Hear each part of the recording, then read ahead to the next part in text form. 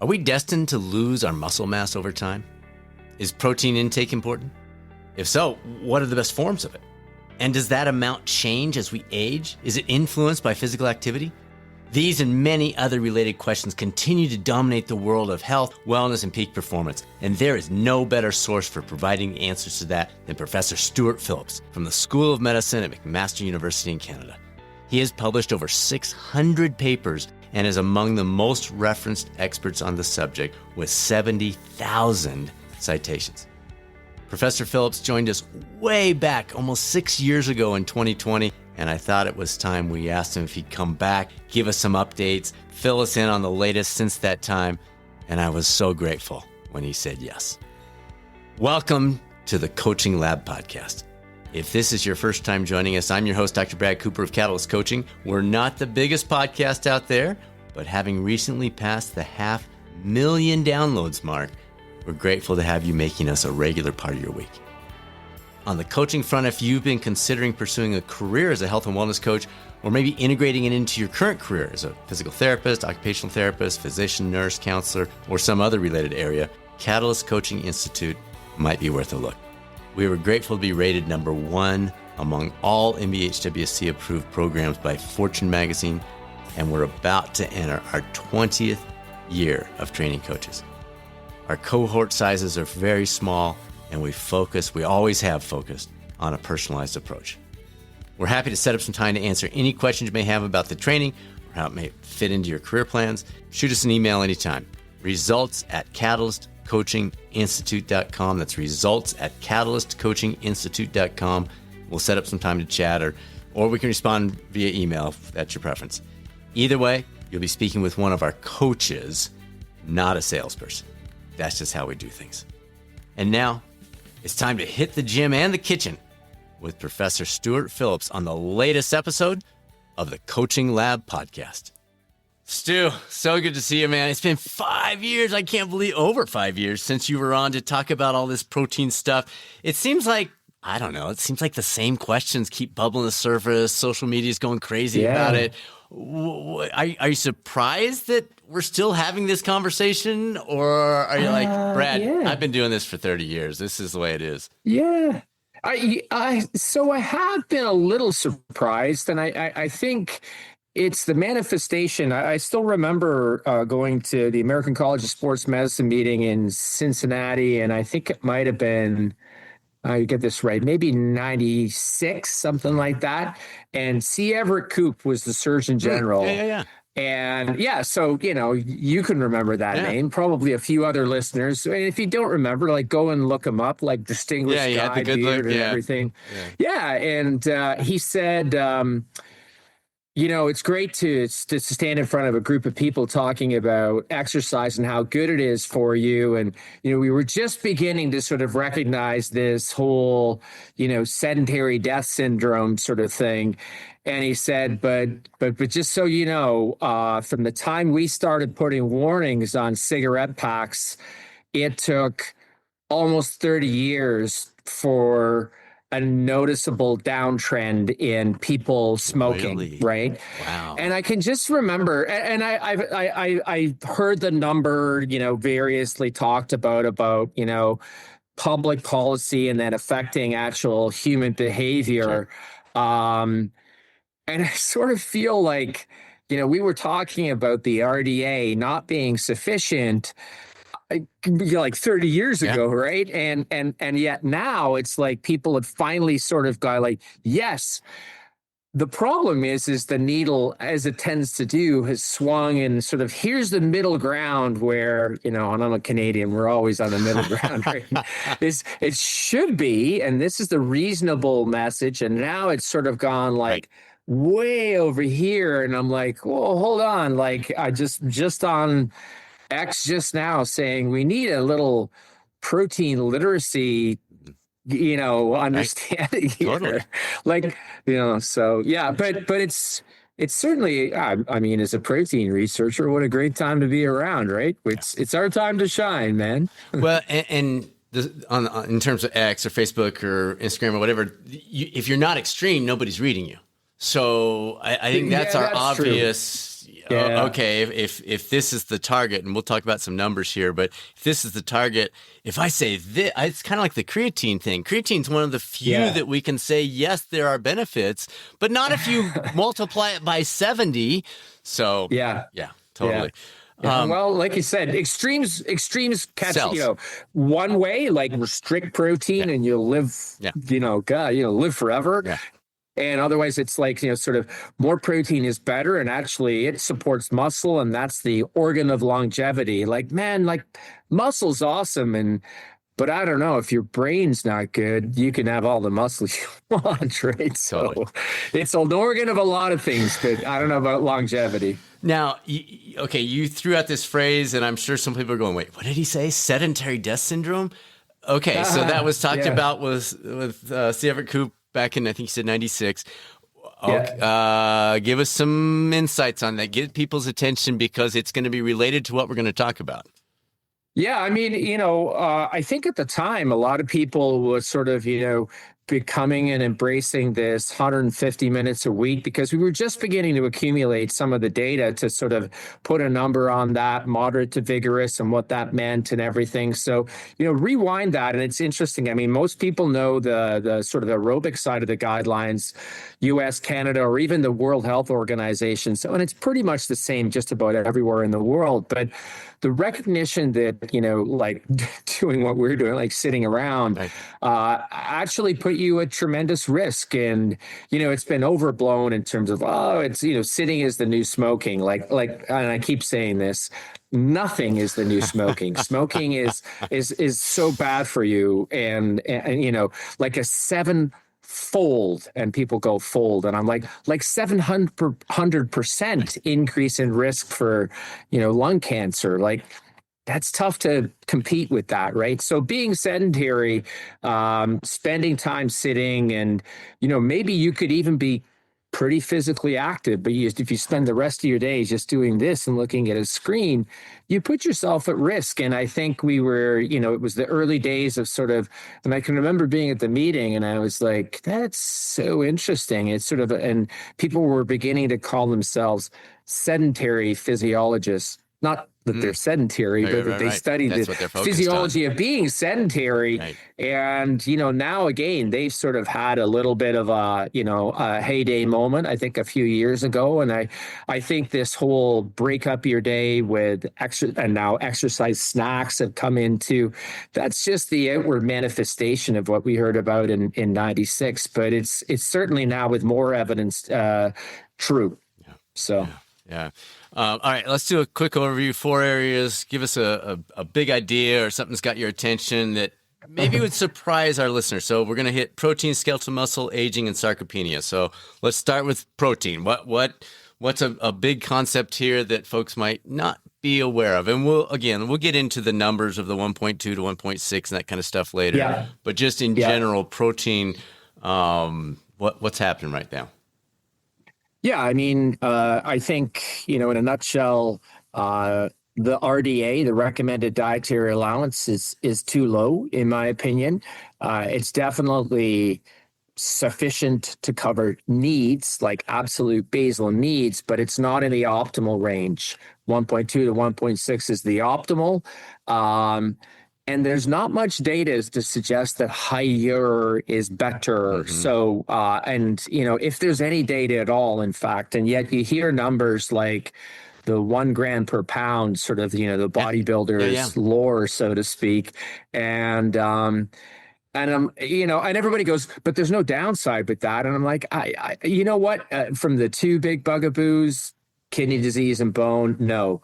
The longevity aspect, I'm like, we can wax poetic on that, but yeah, sorry, that was more than a soundbite. No, that's definitely. Okay. So 1.2 to 1.6, I think, is that sort of sweet spot. And a lot of people are kind of living there, to be honest with you. So that's been another, my good friend, Chris Gardner from Stanford, he's like, everybody's getting that. I'm like, everybody, I don't know. A lot of people, more than need to be concerned. Let's put it that way. Yeah, I agree. And for the folks that are not in Canada, the kilograms to pounds, my memory, 150 pounds is about 68 kilograms. Is that ballpark? Yeah, thereabouts. So it's 2.2 pounds per kilo. So zero point 0.8 comes in at about 0.35 grams per pound, and 1.6 will be zero point 0.7 grams per pound. So, if you're in that range of somewhere between, I say about 0.5 to zero point 0.7 grams per pound, I think if you're not covering all the bases, it's literally covering 99, 0.9%. Like I'm struggling to find data to show the benefit of going more than that. Let's put it that way. And we'll just do a sidetrack here. Is that different for, we'll come to athletes later, but is that different for men versus women? Is it different for women going through menopause? Is it different for an 80-year-old compared to a 30-year-old? Or do we know? Or maybe know is the wrong word. What do we surmise from what research is available? Everything that we know suggests that all those groups, adults over the age of 18, 19, are fine with that 1.2 to 1.6 range, and no difference between men and women. Nothing that I can see around perimenopause, although that's enjoying a real heyday. It can't be 5 years, but bring me back in about 2 and we'll give you the results of our study in perimenopausal women. Good. Very confident that that's not a group that has some sort of exorbitantly high protein need for some reason. Older people, and we've, myself, lots of other good friends, colleagues in the protein space, done a lot of work in this area. I would be great if everybody were hitting 1.6. They're the group I worry about, to be honest with you, because reduced appetite, food choices, et cetera, they tend to be on the lower side. Older women, my mom's in this range. I'm like, Mom, you gotta get some protein, and she's like, oh, I'm told I should just eat breakfast cereal. And I'm like, cereal's great, but have some Greek yogurt or have an egg, for goodness sake. Like, it's fine. So that's the group that I worry about, to be honest with you. In that population, probably much higher levels of eggs are bad for you. Well, because the research has changed. We know they're fine, but they grew up. They've grown up with that mantra. Exactly. Yeah. Exactly. Yeah. Okay. Yeah. Dietary cholesterol was a killer. Yeah. And eggs were the source. I don't know if they ever came up with another source. So yeah. So let's go to the next one. Skeletal muscle. What do we know about that? What's maybe a surprise for listeners? They're like, ooh, hadn't thought about that. Yeah, I mean, I think everybody gets it. Like, you need it to move around, and if you can't move around as you get older, then that's bad news, right? So towards that sort of sedentary like syndrome. I think the other news flash is a sort of a critical, underappreciated organ, and I'm quoting my former mentor, Bob Wolf. He wrote a paper, the underappreciated role of muscle, and he hit the nail on the head. Big contributor to our resting metabolic rate, so affects your risk for overweight and obesity. Single largest storage site of blood glucose after a meal. So, the bigger, more metabolically active it is, protects you against type 2 diabetes.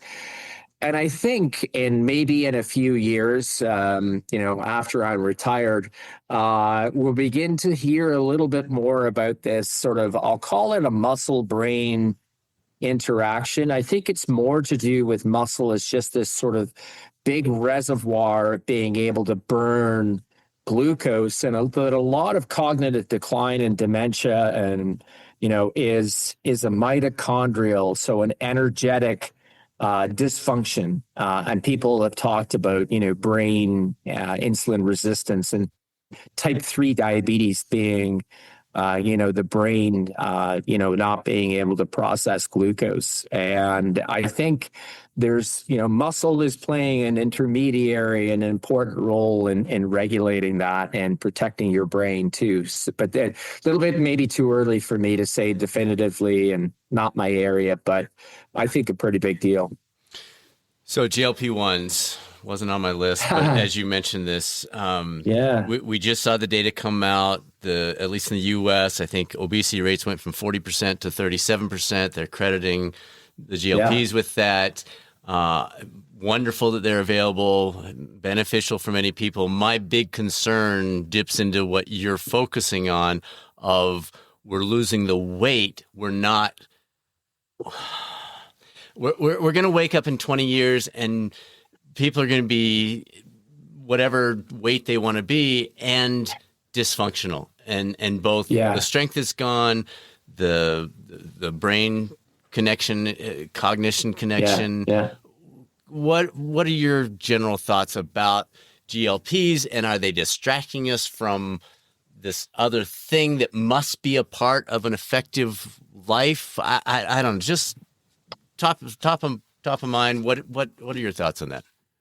Yeah, I mean, it's a little bit more than top of mind. Again, we've got some early data as well as some trials in GLP-1s as well, because we've done weight loss work in the past, and our approach to weight loss, the old-fashioned way, restricting, and not the old-fashioned way, but old-fashioned in terms of not supported by, medications, just voluntary restriction of food, increased energy expenditure through exercise, has always been to include exercise. Part of that, to be honest with you, is my own, internal ethics, knowing that the rate of recidivism of weight regain, even on GLPs, where a lot of people stop taking the drug, and I hear the message, they're lifetime drugs, but a lot of people want to stop.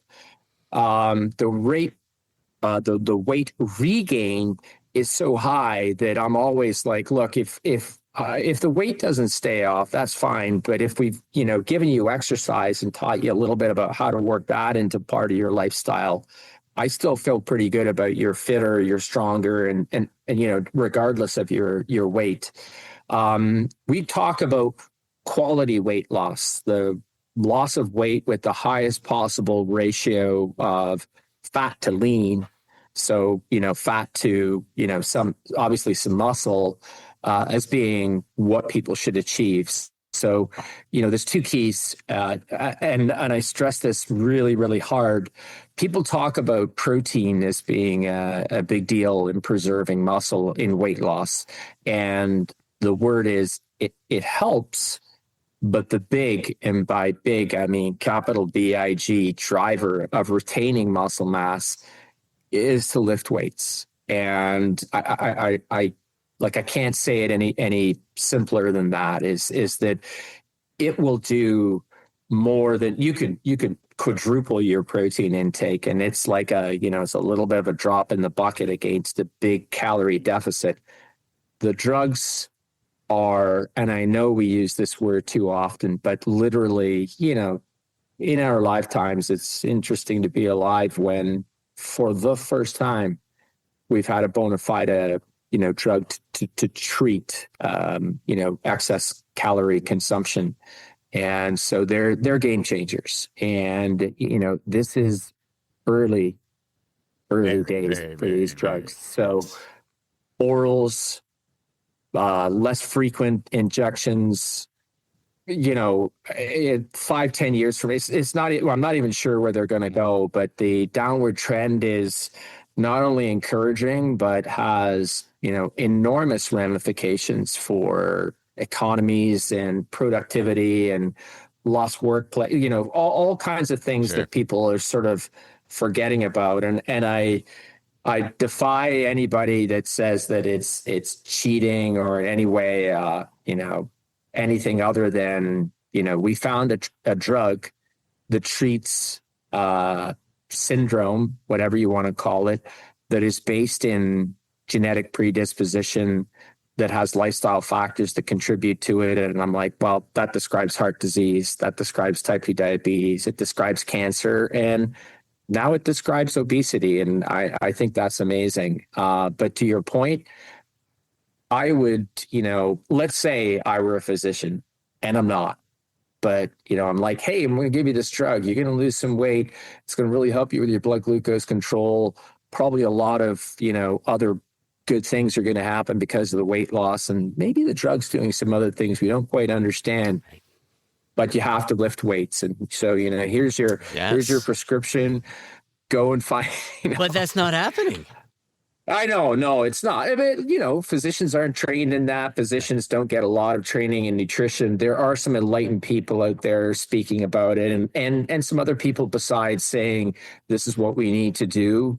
But I really rail against the sort of, obesity is sort of like the last acceptable social stigma that you can put people down for, and chalk it up to some lack of willpower and laziness and et cetera, et cetera. And like I've said before, I know it's trite, but, saying eat less, move more to somebody with who's overweight or obese is like saying, have a nice day, be happy, or to someone with depression. And we've removed that stigma on mental health and depression. So, I hope that, the next, probably it'll take a generation, will come to the same place with overweight and obesity. But exercise is still a key and critical part of this whole scheme, right? So. And I think we both want to emphasize, because I think a lot of folks that have never done that before, they're picturing Arnold in the gym doing his 75 sets of curls only, and it's like, I can't do that. You don't need to do that. Like push-ups, pull-ups, planks, you're halfway there. You don't even have to leave your house hardly. So any guidance for folks on that end? And then I also love to emphasize, folks, the 1% per year after age 40, all things being equal. So you and I are, I'll be 60 next year. I don't know if you're in the same ballpark, but I'm right there with you. Okay. So we know that we're going to lose 1% a year if we don't change something. We're not going to, you and I are not going to lose 1% a year, because we're going to up our game just 1%, 1%. Yeah. But you need a baseline on which to add that 1%. So from your experience, thoughts, working with folks in your lab, what would be a baseline that folks could work toward initially, if this is brand new to them, upon which they could then add that 1% over time? Yeah. So I'm going to soapbox because deadlifts aren't on the list. No. I get it. And don't get me wrong. I mean, I think, one of the things I do see on social media, and we talked about it, about extremes being appealing, is that anybody on social media who's telling people that, and they list, forms of exercise like lifting lighter weights, zone 2 is a cardio, workout or something, is bad for people, or is doing them, they're harming themselves, or they're doing nothing good for themselves. Like those people, to use the game of shame. You are spreading misinformation. You're doing a massive disservice to the wellness and fitness industry if that's where you pretend to put yourself, because none of that is true. The absolute truism is that we know this for sure. When you take somebody who does nothing to doing something, that's always the biggest reduction in risk. So I know it's trite, but getting out there and walking, if you've never done it before, it's such a huge deal. Like it steps and walking, and I'll glaze over the numbers that are you're supposed to hit, but it's not 10,000, probably about 7. You're doing awesome. A lot of people take 1,500, 2,000 steps a day. And I know for people who wear a pedometer, or they go, oh, like, how is that possible? And I'm like, well, for some people, that's just what they do, right? And so, for these folks and for lifting, it's even more sort of the message is so few people do it on a regular basis. that again, something, and I'm sure we're going to get the data. We don't have it on lifting, I'll be honest with you, too, in a few, like a decade or so, with a few studies that are going on to say the same is true. If you didn't lift, starting lifting. And the other message is, we used to be that, lifting made you strong and, endurance exercise made you fit, and their health benefits were sort of separate. But actually, when you put them there, they're much more similar than they are dissimilar. But if you want aerobic fitness, you have to do aerobic exercise. If you want strength and power, you got to lift some weights. So, going to the gym, that's great if you can do it. Doing something at home with lighter weights, but working so that, you exert yourself, you get some effort. It doesn't have to be knocked down, drag them out. You don't have to feel like you need to be peeled off the floor. If you like that and that makes you feel like a boss or somebody, I forget the phrase, but like I want to feel like a badass. And I'm like, if that's what you want and you like that, and at the end, you get that, it's somewhat sanctimonious feeling. And I get it. I get up, I do my work, and I'm like, I am a superior being because I have done what so I get it. And it must, other people must look at me and think like, what a dick, right? So, but the message to mere mortals, and not that, for folks who do what you do, and I think I do a lot less than you. You're a madman, but like, power to you. But power to anybody that gets up and does something. And the phrase I use with people down in the facility that I direct, PACE, is, they go, I said, how was your workout? They go, well, it was pretty good. And I'm like, who did the work? And they're like, well, I did. I'm like, that's right. Yeah. Just remember, you did the work. You showed up, you did the work, and it's done. Right. So it's money in the bank. It's a compounding investment, call it whatever you want. I mean, I think that we've just got to stop, saying if you're doing this, you're doing it wrong. That's such a poor reflection on the person delivering that message, because it's absolutely incorrect. Yeah, I love what you're saying. I have plenty of days in the gym where I am literally going through the motions, but I'm in the gym going through the motions. And there's a big difference between me being in the gym going through the motions and being at my desk going through the motions. So I love what you're talking about. Let's dip our toe into aging a little bit. And this is hilarious because I'm looking at the time. I don't need to dip my toe, man. We're I don't, are we waist deep or knee deep? I don't know. I don't know. So I think when I was 40, I was dipping my toe. Yeah, exactly. There, but, you're like, now it's go time. So what do we need to talk about when it comes to aging with protein, strength training, or something that you're curious about that you've been kind of going, ooh, there's this thing over here in the margins we're glancing at, and we're not sure how it's going to turn out, but there are some signs that this might be important. You mentioned the cognitive piece, and I think that was very, very, very valuable to bring into the conversation. What else? Yeah, I mean, broad strokes, it's, be as physically active as possible. But I think, probably you, me, a lot of your listeners are, they're drinking the Kool-Aid. They probably tune in because they're like, I'm active. And they That's just, right. So this positive reinforcement, you are doing the right things. As you say, this is the trajectory.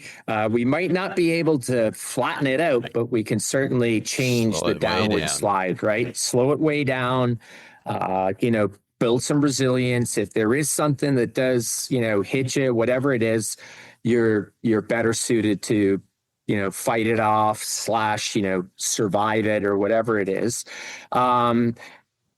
Eat right. And, that's a very broad statement. And, we could spend, forget an hour, like lots of hours. We could do a podcast a day for a year on that for sure. Right. To me, in a simple message, it's shop around the outside of the grocery store. Yep. Fresh fruit and produce, lean meats, dairy, whole grains and try and avoid the time, in the middle aisles, with the exception of cleaning products or whatever it is. And, where there's sort of 10,000 new foods added every year, none of which are, they all taste great. And that's the ethos and mantra of, those center aisle foods, Sure. right? They taste great.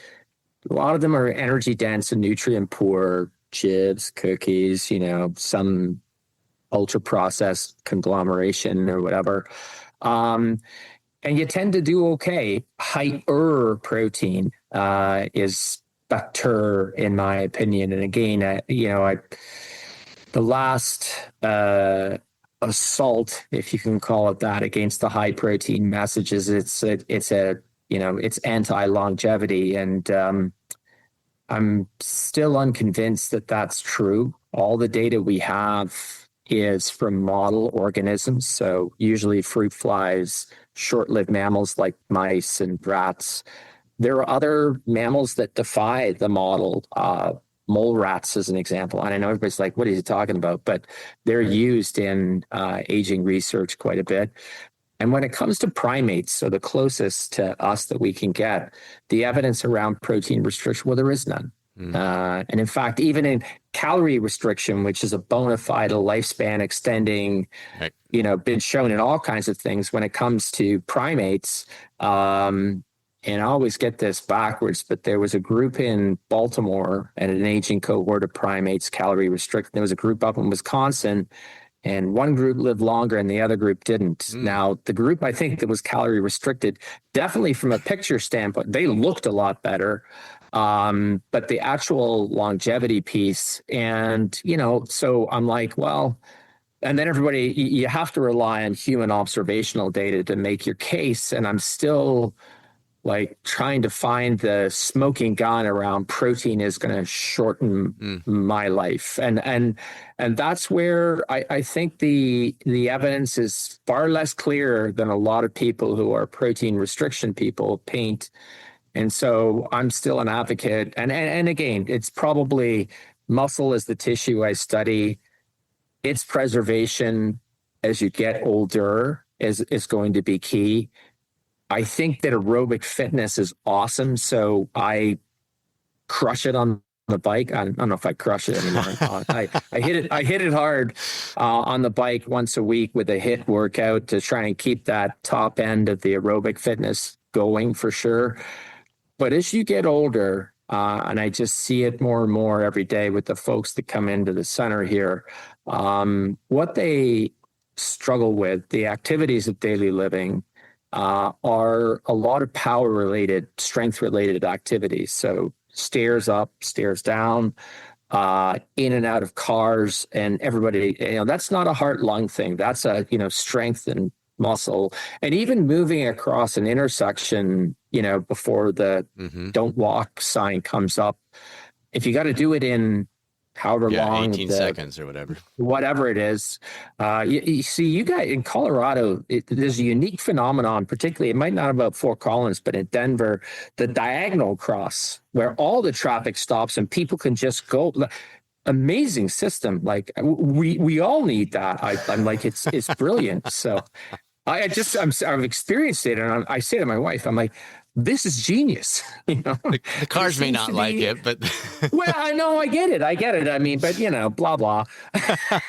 No, I get, it's, but to get across that, and people go, oh, that's speed. I'm like, yeah, which is velocity, which means there's a time component to it, and that's essentially what power is in, it's force, per time. So, those are the things I think that older people, and you ask for sort of my thinking on outside the box. I've become a little bit more focused on my sleep.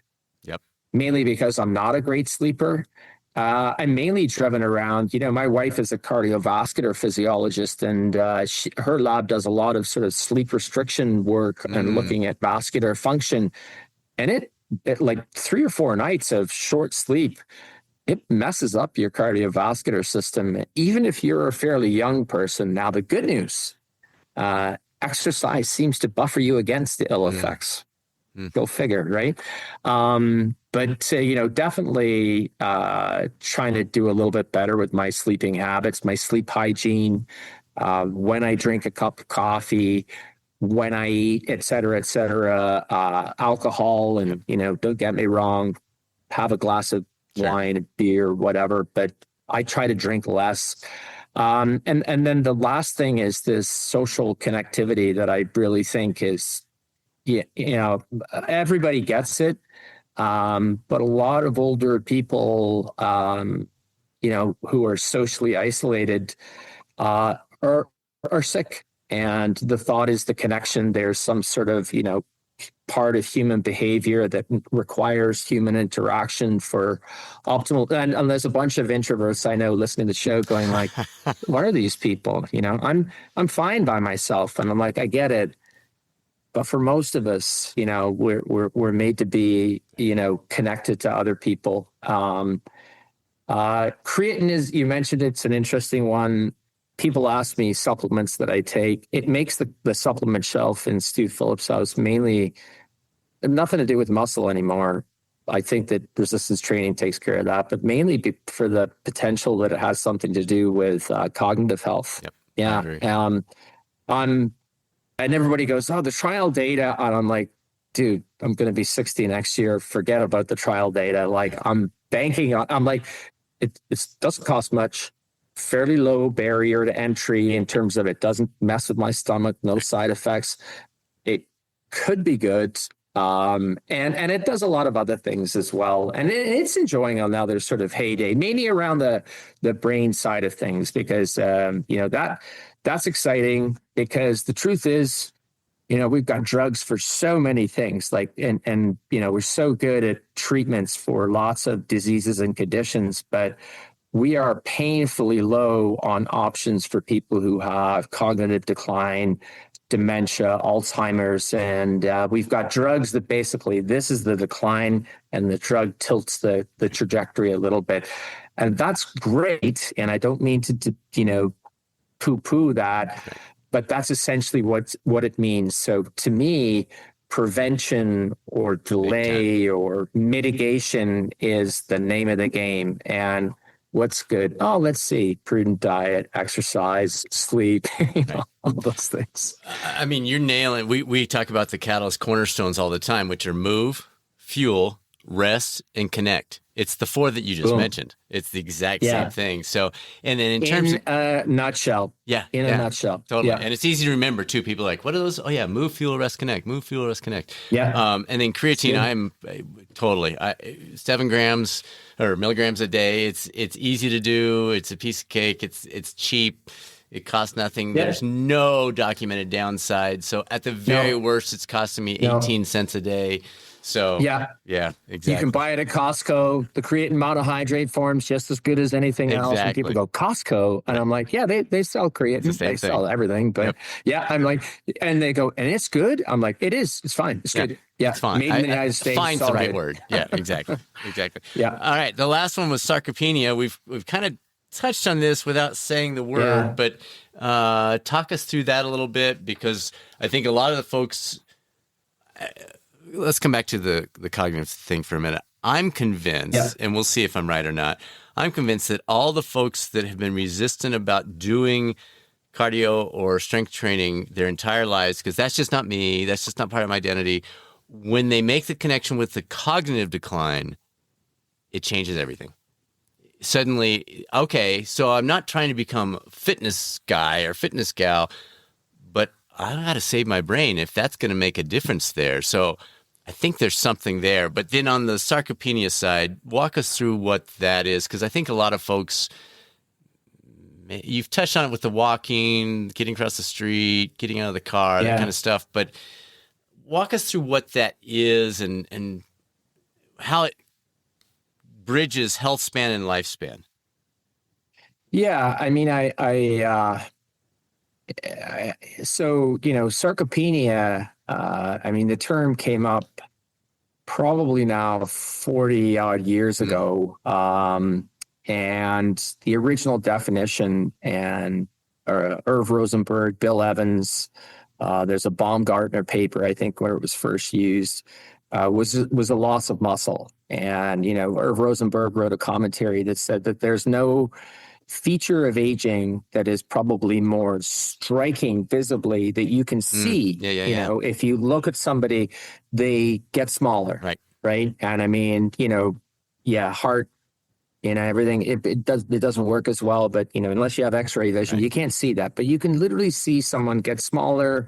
They begin to hunch over, they begin to struggle with their mobility. And so the vision, of course, of aging, or not the vision, but the picture of aging that a lot of people have is, and I use Shutterstock or whatever stock images that I can get a hold of, in presentations of older people with walkers and canes. And so their mobility has gone down. What we do know is that as mobility goes down, and the cornerstone of mobility is obviously having enough muscle and strength to be able to be mobile, and then the brain talking to that muscle, because everything originates as a brain signal, is what aging is about. And aging is about slowing down, which it is for everybody. Like every species, doesn't matter. Everything gets slower. So, but it's how slow do you want to get? And there's a famous article, I think it was in the British Medical Journal. It was basically how fast does the Grim Reaper walk?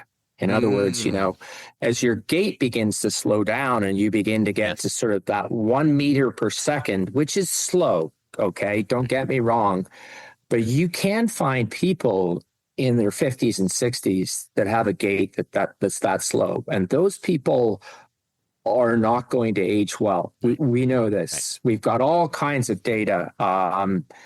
And so the idea is to obviously preserve your muscle, keep yourself as fit and as active for as long as you can, so that you can, resist that. So, the Grim Reaper's crawling along at sort of 0.8 to 1 meter per second. And, I always think it's a male, but, maybe they, they're not going to catch you. Right. And, that's the simplest analogy, but I think you could extend it to say is, how much weight, does the Grim Reaper lift, or how hard do you have to push on that door, so you don't let the Grim Reaper in, or something like that, right? And you got to be, we've all fought that with, if you've got brothers, sisters, or something, the door, and you're trying not to let them in, and they somehow twist the handle and push you back, and you're like, no.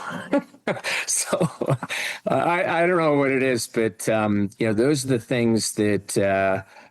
Physical function declines, risk for diabetes, risk for cardiovascular disease, risk for cancer, risk for hospitalization, and risk for premature mortality goes up in concert with declines in muscle mass, strength, and function. So not that eating great isn't a great thing to do, not that sleeping great and social connectivity, but move, be physically active. And I think, the big message is try and be as strong as you can for as long as you can is really, and if there's something new-ish, I think it's beginning to sink in, be truthful when I say if, when Stu Phillips walks out of this office and somebody goes, you helped, get the message out about being strong. I'd be like, that as a career achievement, I can that would be a big deal. I would be very happy to, I don't want to be the person because I know I'm not, but to be a person that got that out, I think that's a really important message, because I think that's going to, so to your point, being well and healthy for as long as you can, right? And we've added 30 years plus to our life expectancy in the last century. Right. What we haven't added is the commensurate period of our lives where we're in good health.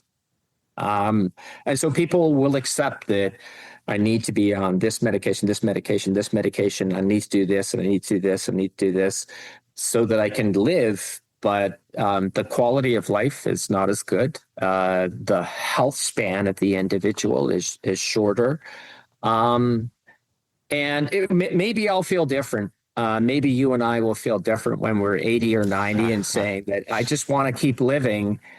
But maybe I'm wrong, but I do say I have no ambition to live to be 120 and feel like I'm 120. I'll take 90, 95 and, not to over romanticize, but go to sleep and just not wake up.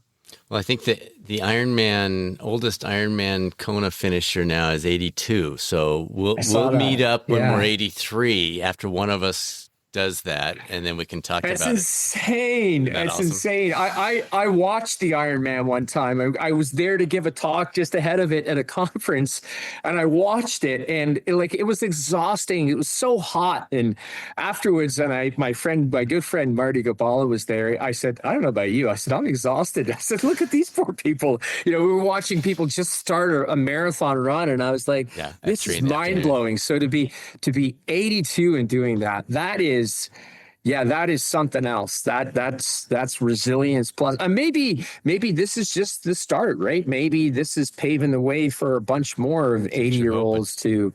That would be that's just mind blowing to me. But kudos to them. And we'll meet up there. Anybody that does, we'll plan on that. Yeah. So 25 years from now, it'll be 2050. You and I can be at the Ironman World Championship in 2050. Yeah.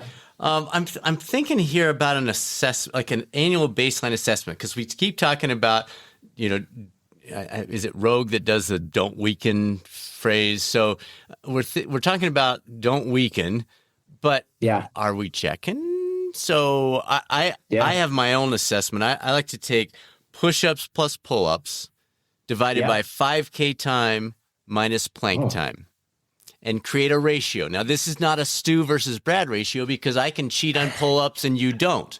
Or I'm doing my 5K at altitude and you're at sea level. So it's not a Stu's better than Brad or Sally's better than Stu. It's for Brad to check his ratio once or twice a year as I'm getting older, and it builds in those four things: a little bit of VO2 with the 5K. You can still do it even when you're walking. The plank max of 5 minutes, so we're not taking the 5K down to 0 by sitting there for an hour. And then push-ups, pull-ups. So that's mine. It's not perfect, but do you have something people could utilize as an annual check-in to see with practically home-based stuff? They don't need to go to a lab. They don't need to get a oxygen mask on and have them check where they cross over the lactate threshold or anything. But is there something folks could be that are listening, or for their clients, to encourage, just check this for yourself, not to compete, not to, be against your brother or your buddy. But what do you think there of something that we could say, okay, at 50 I was here, at 60 I was here, at 62 I was here, I'm maintaining, I'm holding it. Any thoughts? I just think there's something valuable about doing a self-assessment that's meaningful, instead of me just saying, oh, I'm still good. No, Brad, you're actually not good. I mean, so it was push-up plus pull-up divided by 5K minus plank. Is that correct? Have I got that right? Correct. That's an amazing formula. So I like the push-up and pull-up. I think that those are fundamental moves. I mean, I think for me, I always make this point. So push-ups are a skill, but pretty much everybody's done a push-up at some point in gym class. So it's a good one, and it's a push. You've got the pulling.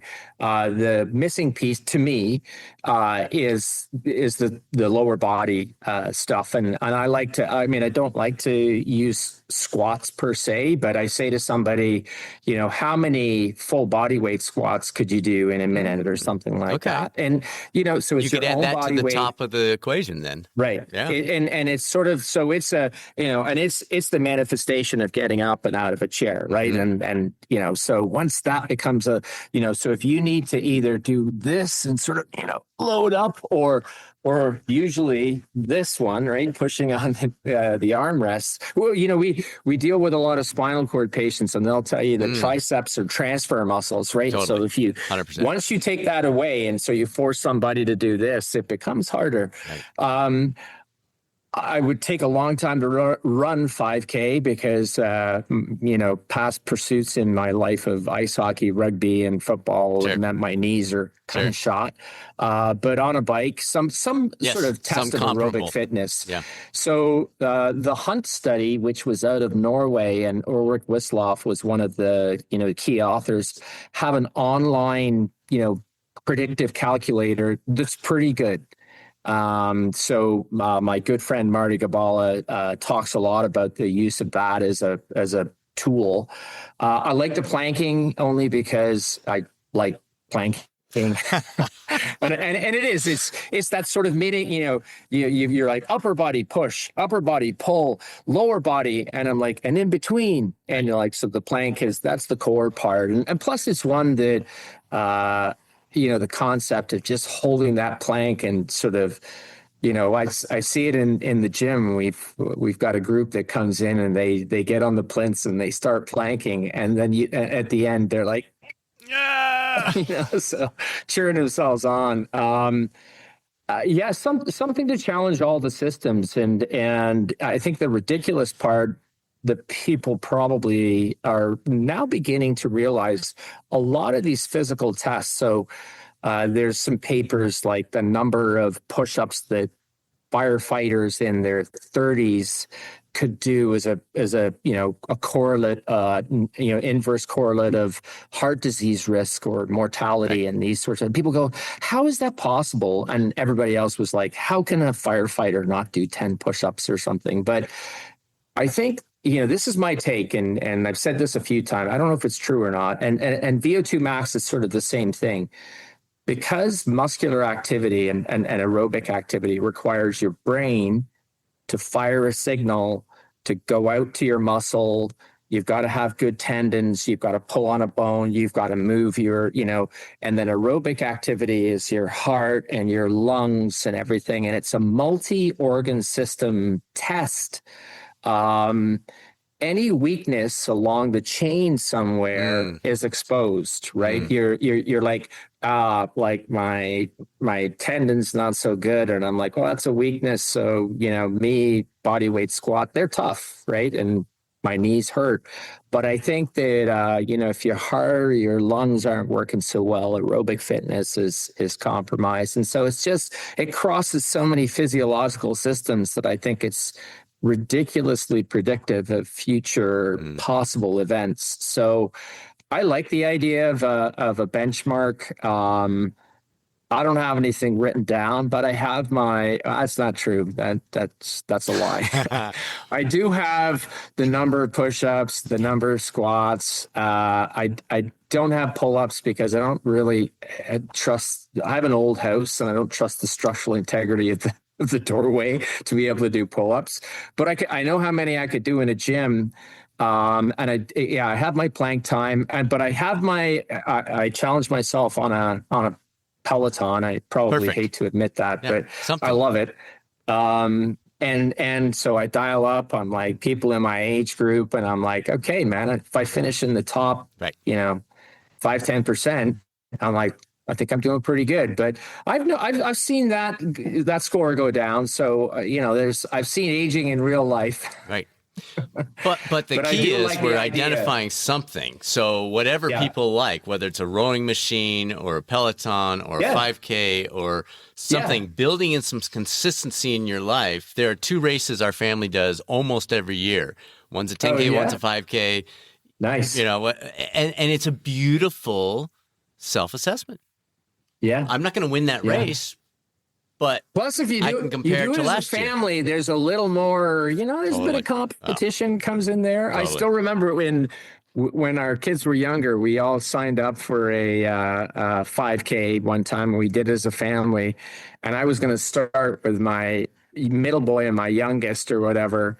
and my wife was running the 10K with my oldest. And then at the beginning, my wife and I described this phenomenon that our kids were supporting us, but they just went, and I was like, hey, guys, and I was like, so I barely hung in with my youngest. And I think at the time he was probably like 13. And I realized, I'm like, geez, man, I'm not built for this stuff. So, yeah. Well, you'll appreciate this. I just sent this to our son this morning. He's actually a physician in residency right now, but our family grew up enjoying doing runs together, and it was a little note that said, missed my goal by 30 minutes, but I finished and I'm proud. Every marathon is a blessing. 99% of my friends, amazing job, you look great. 15-year-old son, do not post that race on Strava. Do not tell anyone you ran. Enter another one immediately and bury that garbage. Yeah. So it's good to have those. Your kids are your reality check of just how crap you are, actually. Totally. So like every now, it's like, Dad, like, you kind of look like I'm shit whooping today. you now. What's going on? And I'm like, what do you mean? And the out is, well, I'm just saying. It's like as if like everybody recognizes it. I'm just telling you about it, Dad. Yeah, That's how it works around here. Thanks for that. Oh, this is awesome. Okay, I'm watching the clock. Let me grab a couple more here. Let's talk about this. Protein sources, animal, plant, dairy, power bars, what do you think? Powders. To me, unless you're loading up on eggs, I have a difficult. I'm about 145 pounds, so I'm trying to get 100 to 110 grams a day. I struggle to do that without doing a protein supplement in the morning. Yeah. What are your recommendations for folks that are saying, okay, I'm probably in that 50, 60. I would like to get that up closer to where he's talking about in this 1.2 to 1.6 grams per kilogram. Yeah. What are some of the best ways to nudge that for people that are a bit, they're aware of it, they're just not consistently hitting it? Yeah, I mean, so first, it's always food first. Yes. Food contains a lot of nutrients and stuff that we need otherwise. The meal of the day where most people they miss a little bit is breakfast. Mainly because the heart healthy message around cereals and fiber and everything, and I get that. It's not that that's bad for you or anything else like that, but so Greek style yogurt, or the high protein fermented dairy, good breakfast food. I think it tastes great and everything is sort of been one of my go-to. And so a little bit more protein at breakfast is one of the sort of solutions to not getting enough. A lot of people talk about time, and then I'm like, okay, smoothies, something like that in the morning, chuck it in a blender, go. If you can't finish it, you can take it with you if you've got a to-go cup.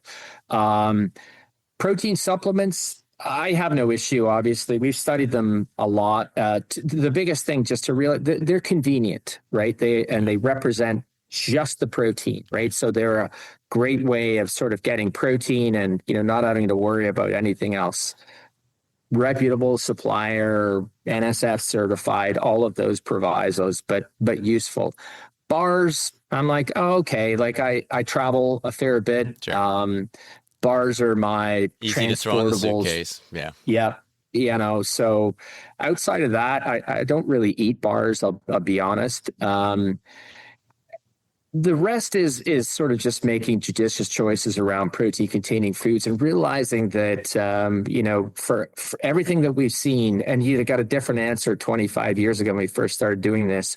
Plant versus animal, to me anyway, matters a lot less than I thought it did. In other words, if you're targeting the 1.2 to 1.6, if you're getting, particularly at 1.6, getting it from plant-based sources, it doesn't matter a lick. There might be, people talk about, is it 10% more, 20% more? As far as absorption, you're talking.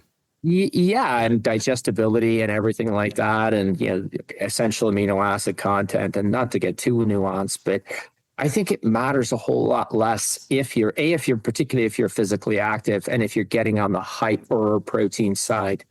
If you're vegan, if you're vegetarian and eating eggs and milk, you're good to go. If you're vegan, you have to be smart Really vegan. focused. Yeah, you've got to eat judiciously. You've got to dial it in. You've got to have some good nutrition knowledge. You've got to get your B12. You've got to get your zinc. You've got to get your iron. A lot of vegans, they know that stuff and they're good to go. But there are some that struggle, right? Like you can have a Diet Coke and, a slice of Wonder Bread and you could be a vegan, but you're not eating good food to, get the sources of everything that you need.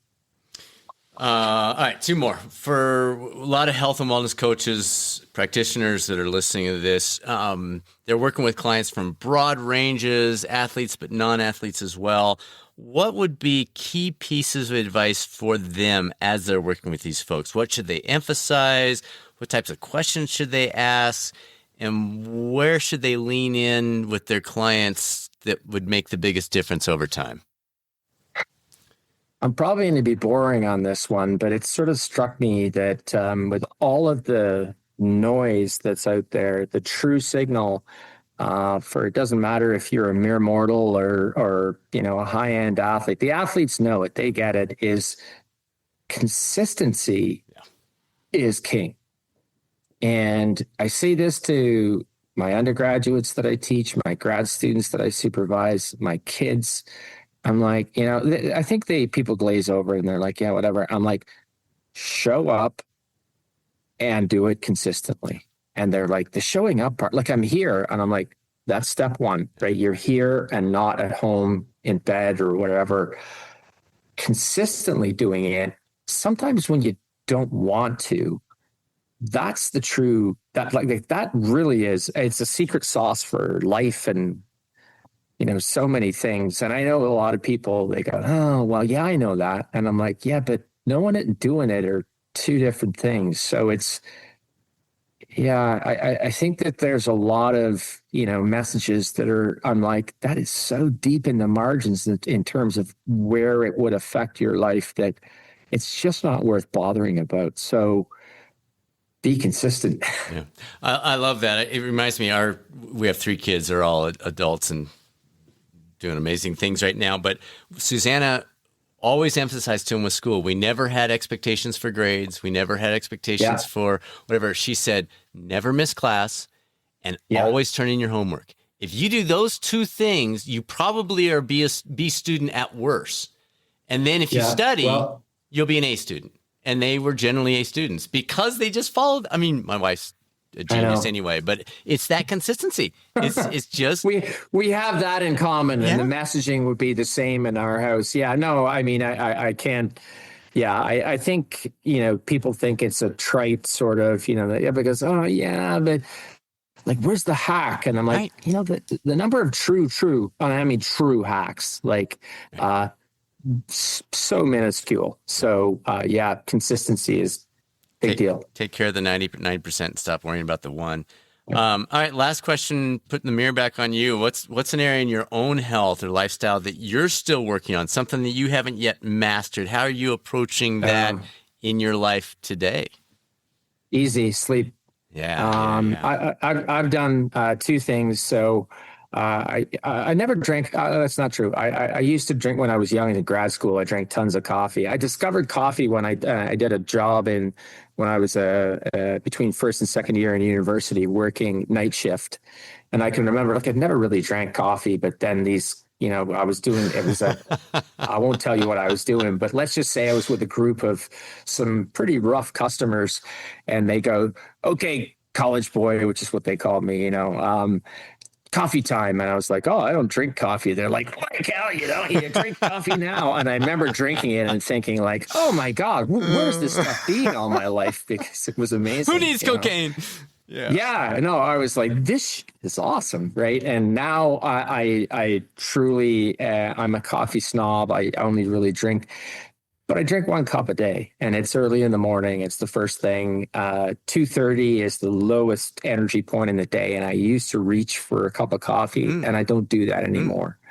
I've cut way back on the amount that I drink, alcohol-wise, mainly because of this sucker. The Oura Ring showed me through my sleep metrics just what drinking does to my, duration, but quality of sleep. And heart rate variability, and all the things that sometimes ignorance is bliss, but I just recognized that I was like, when I have more than a drink or two, the quality of my sleep is adversely affected. So I've made a change in those two areas.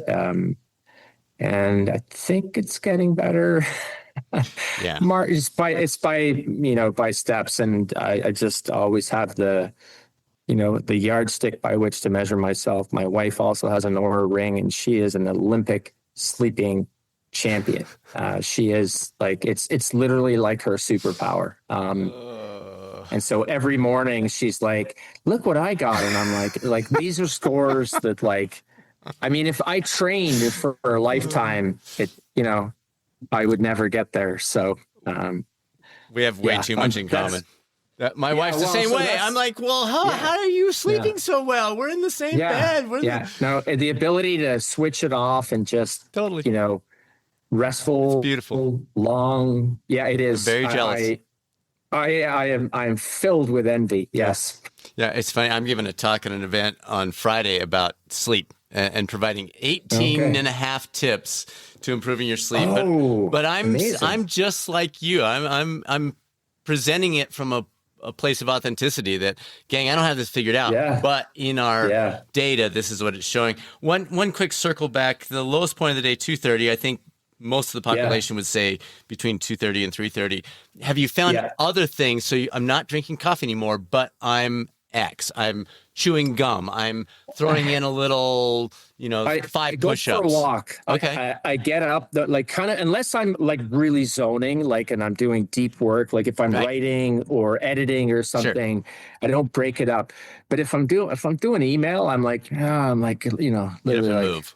I could, I get up and everybody they go, so how's that going? I said, well, I'm going to tell you, it's nothing like a cup of coffee, but it's not bad. Right. So, Right. And I'm the same with you on alcohol. I don't avoid it, but I definitely have the thought every time that's an option of what is tomorrow? Can I afford to be 90% instead of 100% tomorrow? Because I know that's going to be the outcome. And it's interesting how that changes your choices when you broaden out and have that perspective. So good stuff. Absolutely. Man, so good to see you.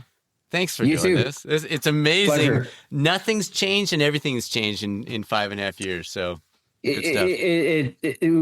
I think we covered a lot of the same type of ground, but the messages deserve to be heard. And, I always say this to people. I'm a public servant at a publicly funded university. I think it's part of my job to do this sort of thing. So thank you for the platform and the time, and hopefully your guests and listeners got something out of it.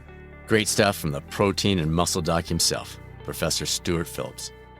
As always, feel free to reach out to us with any questions about your current or future coaching career, results at catalystcoachinginstitute.com, or tap into additional health, wellness, and performance resources on the website, catalystcoachinginstitute.com.